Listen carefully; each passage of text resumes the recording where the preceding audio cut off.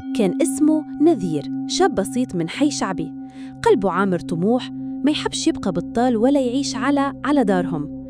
قرر يدير مشروع صغير، طاولة، مظلة، ماكينة قهوة وكرسيين قدام دارهم، وبدأ يخدم.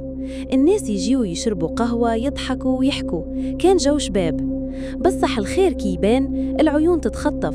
وكان جار نذير اسمه رابح، من النوع اللي يقعد في البلكون ما عندوش شغل غير يراقب عباد الله. في الأول دار روحه يبارك، بصح كانت غير غيرة في القلب. بدأ كل نهار يلقاله مشكل، راك حابس الطريق، ماشي مرخص، ريحة القهوة طلعت لي الضغط، وزيد يحرض الجيران.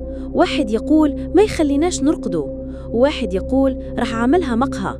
نذير كان صابر، كيما قالوا ناس زمان، النية ماشي دايما كافية والفار ما يدير عولة. كان يقول أنا خدام بالحلال، ربي ما يضيعنيش. نهار جاء واحد من البلدية قال له رانا جايين من شكوى، لازم تنحي كلش. قلبه طاح، داره ظلام والناس وقفة تتفرج، حتى جاره رابح كان يضحك في البالكون. نذير كي نزل قهره حب يعيط، بصح الوالدة قلت له ربي يوريه، ما تردش بالسوء.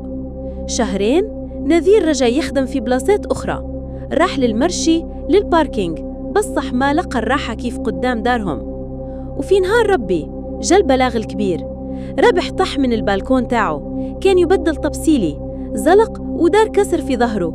والناس قالت دعوة المظلوم ما تباتش، حتى ولاده داروا قهوة صغيرة قدام دارهم. يا سبحان الله، نذير سمع الحكاية ما قال حتى كلمة، بس حكي دار ظهره تمتم وقال كيما قال ولد خال جد عمي، كي تاكل سبع عيط للماركت ميكر، والخواف ما يركب قط، بصح الظالم راه يركب فيه الزمان.